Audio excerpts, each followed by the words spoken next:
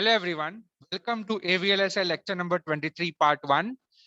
Today we will continue our discussion on current mirrors and we'll be solving some numericals on the same. So let us begin. In our question number 1, we have to determine the value of RP in the circuit of figure number 22.3.1 such that I2 is twice I reference. So with this choice of RP, the next question is, does the I2 value change if the threshold voltage of both the transistors increase by delta V? So there are two questions. First, we have to determine the expression for RP, and then we have to determine whether the I2 value, current value I2 changes if the threshold voltage of both the transistors increases by delta V. So let us begin. So our very first observation will be that your M1 is a diode connected MOSFET, correct? And here I have marked over here VGS1 and VGS2 for easy understanding. Now here VGS1 is not equal to VGS2 basically, and both the transistors M1 and M2 are identical since their W by L ratios are given as same. So let us begin. So M1 transistor is diode connected, hence it will be in the saturation region. So we'll assume that M2 is also in the saturation region, and we also assume that M1 and M2 are identical. So that means my threshold voltage VTH1 will be equal to VTH2, which will be equal to VTH. Okay, so that's the first three statements will be assumed. Now next, we have to remember we have to derive the expression of RP. So let us begin. So I2 we can write it as half mu n Cox W over L VGS2 minus VTH the whole square. Fine. So here we can write VGS2 is equal to, we have written over here I2 in terms of VGS2. Now we write VGS2 in terms of I2. So VGS2 will be equal to square root of twice I2 divided by mu n Cox W by L plus VTH. And what's the value of I2? I2 is given as twice I reference. Okay. So wherever you see I2, substitute twice I reference. So here it will be 2 into twice I reference. That will be 4 times I reference. So we take this square root of 4 will be 2. We'll take 2 out. And inside the bracket you will have VGS2 will be equal to twice into square root of I reference divided by mu n Cox W by L plus VTH. Fine. So we can write VGS2 minus VTH is equal to twice into square root of I reference divided by mu n Cox W by L. And we call it equation number 22.4.1. Now let's proceed forward. So what we will do is we'll apply the we'll apply the KVL in this loop. That is the gate source loop of M1 and M2 transistor. So what do we get? VGS2 is equal to VGS1 minus I reference into RP. Okay, again I repeat, VGS2 is equal to VGS1 minus I reference into RP. So we can write VGS1 is equal to VGS2 minus I reference into RP. Now we know what is I reference given by. I reference is half mu n Cox W by L VGS1 minus VTH the whole square, right? And what do we do is instead of VGS1, we substitute VGS2 minus I reference into RP over here. And then minus VTH will come again. Fine. So once we do that, now we club the terms of VGS2 and VTH together. And we know what is VGS2 minus VTH. From equation number 22.4.1, we substitute this value over here, twice square root of I reference divided by mu n Cox W by L. So wherever we have VGS2 minus VTH, we'll substitute this now with this value over here. And so your expression will become I reference is equal to half mu n Cox W by L, the whole into twice twice into square root of I reference divided by mu n Cox W by L minus I reference into RP. Now this we call it equation number A. So from equation number A, what we will do is we will take the square root on both the sides. So this half mu n Cox W by L will be pushed onto the left hand side. So you will get twice I reference divided by mu n Cox W by L, the whole raised to half, is equal to, now this square term will disappear because we are taking square root on both the sides. So you will get twice square root of I reference divided by mu n Cox W by L minus I reference dot RP, into RP. Correct? So we'll isolate the term of I reference RP, and we will get twice square root of I reference divided by mu and C of W by L minus square root of twice I reference mu and C of W by L. So from here we take 2 common. I mean, we take 2 minus square root of 2 common divided by I reference. So what you will get inside the bracket? Inside the bracket you will get square root of I reference divided by mu and C of W by L. So RP will be equal to this term. Okay. So RP will be finally 2 in the numerator will have 2 minus root 2. In the denominator will have square root of I reference into mu n into Cox into W by L. So this is an expression for RP, which we have called it 22.4.3. So from this expression, we find that RP is independent of any change in VTH. There is no VTH term over here. So therefore, it will be independent of any change in the threshold voltage also. So now looking at the expression for I2, that is equation number A. So we can check equation number A. Okay, because I reference is, I2 is twice I reference. So half of I2 will be I reference. So from this equation number A, we can see that I2 is not dependent upon VTH term. There is no VTH term in this expression. That means my current I2 flowing through M2 transistor is independent of any change in VTH value. That's why, given chosen this value of, given this chosen value of RP from equation number 22.4.3, your I2 does not change even if your threshold voltage of both the transistor changes by the same amount, that is delta V. So that is the answer to this question. Okay, now let's go to the next one. So this is how you derive and prove the result that your I2 will be independent of your any change in the threshold voltage for both the transistors. Now, similar to this numerical, we have question number 2. So in question number 2, RP will be connected somewhere else, but the entire process remains the same. So let's look into it. We will not solve it explicitly, but we'll look into it. So over here, RP is connected to the source terminal of M2 transistor and the ground. Earlier, it was connected to source terminal of M1 and the ground.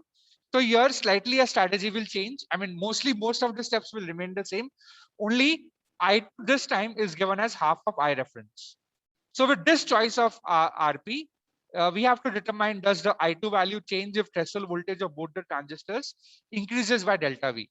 So I'll encourage you all to solve this on your own, determine the expression of RP, and then find out whether I2 remains independent of threshold voltage change. Okay, so I'll leave this numerical up to you. You all can solve this on your own.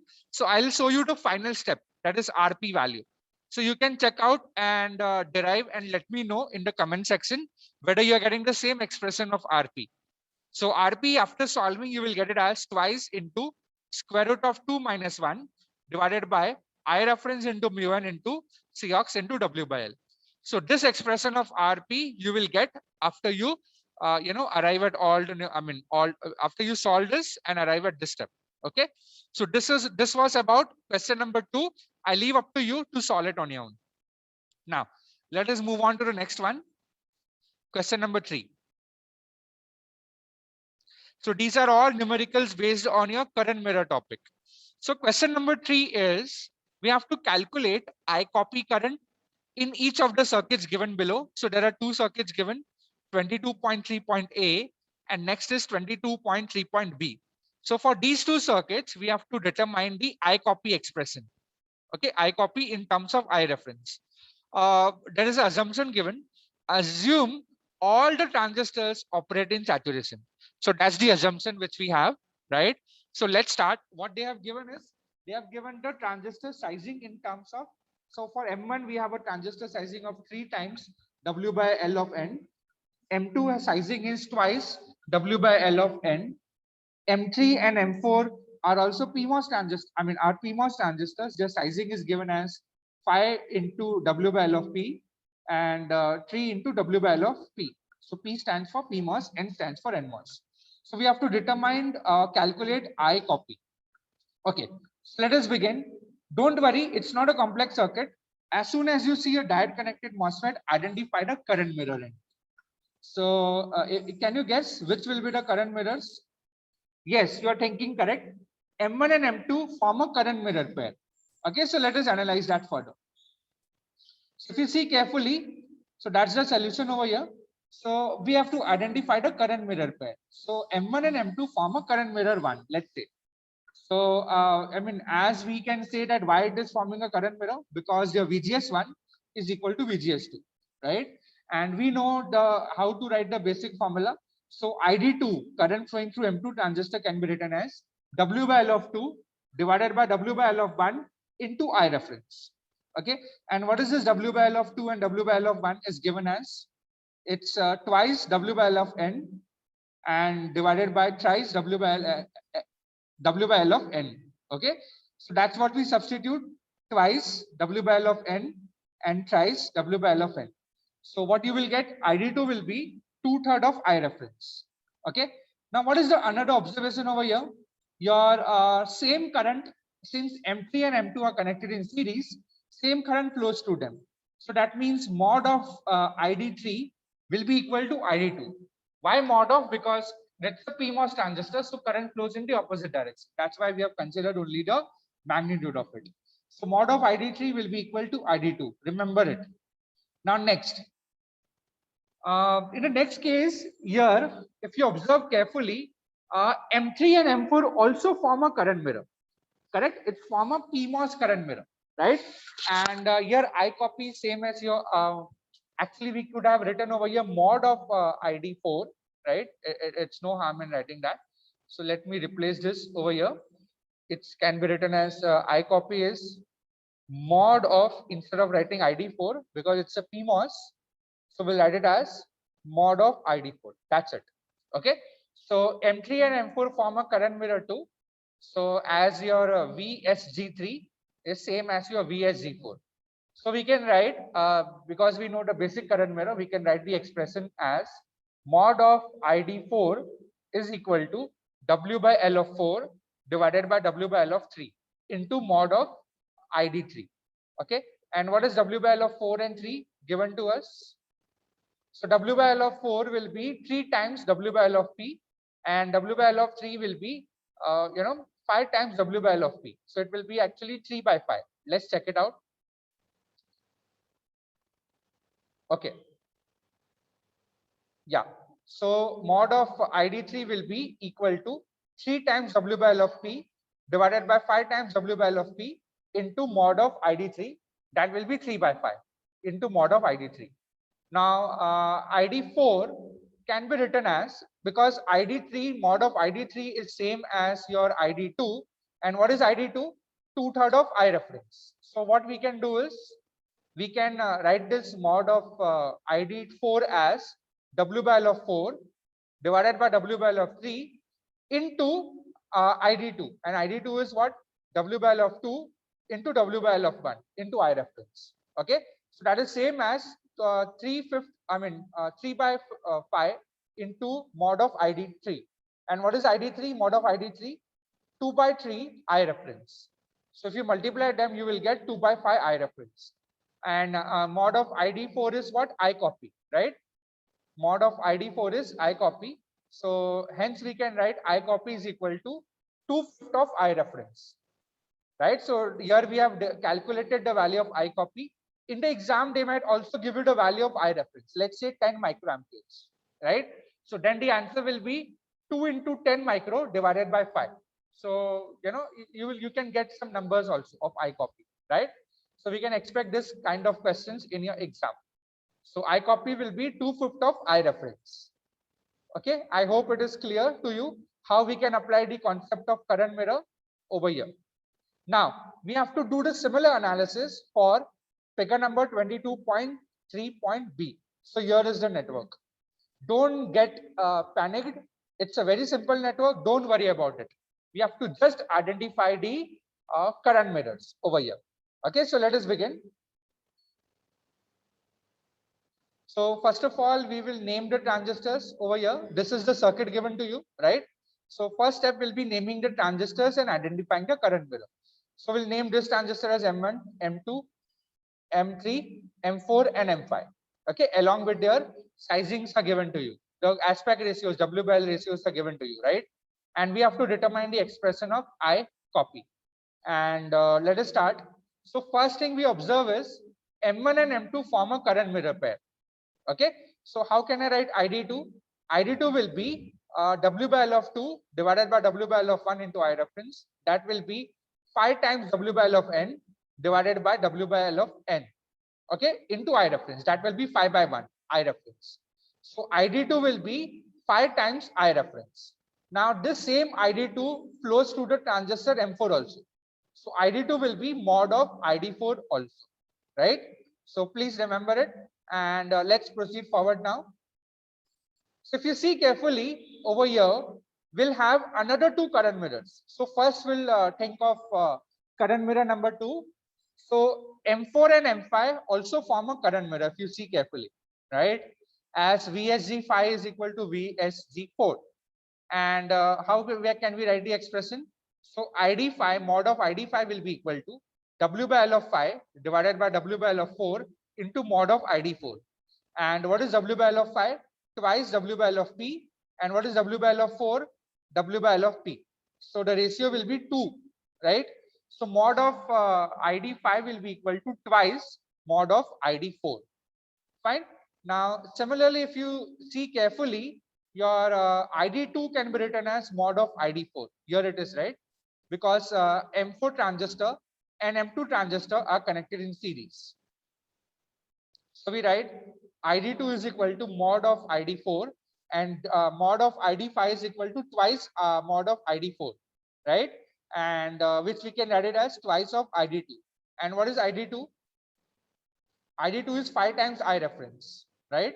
So wherever you see ID2, now you can substitute it as 5 times I reference. So finally, we have mod of ID5 is 10 times I reference. Okay. Now next is if you identify carefully, M1 transistor and M3 transistor also forms the current mirror. If you see it carefully, as their VSG1 and VSG3 are same, right? So what will be the formula now? So ID3 will be, let me just take it a little, zoom a little bit out. So in this case, what I can have, M1 and M3 form a current mirror, right? So how can we write the expression? ID3 will be W by L of 3 divided by W by L of 1 into I reference. So what is W by L of 3? 3 times W by L of n. And what is W by L of 1? W by L of n. Okay. So the ratio will be ID3 will be equal to 3 times I reference. Okay. ID3 will be equal to 3 times I reference. Now, if you look into the diagram carefully, what is I copy current? I copy current will be a subtraction of these two currents, that is mod of ID5 minus ID3. So let's calculate I copy now. So I copy will be mod of ID5 minus ID3. We have calculated what is mod of ID5. It is 10 times I reference, and ID3 will be 3 times I reference. So finally, your I copy current will be 7 times I reference. Okay. Now, I reference value, if they give you in the exam, you will get an exact number of I copy current. So that's how you determine your I copy current in a complex network. I mean, we have to solve it very, very patiently, identify the current mirrors and write down, keeping on writing the expression. And also remember that if the transistors connected are in series, their current will be flowing will be same. Okay. So that's how we can relate I copy to I reference. It's I copy will be 7 times I reference for this circuit shown over here. Okay, so if you get a complex looking circuit, don't panic. Identify the current mirrors and patiently solve it. Fine. So I think we have covered the 3 numericals today on current mirror topic, and I guess that will be all for this session. Next time we will continue with some more numericals on current mirrors, and also we'll see the design, how to design current mirrors, right? Also in combination of amplifiers, that is your common source, common gate, source follower, right? So that we will do it next time. So that's it for today. Thank you all for joining and have a good day.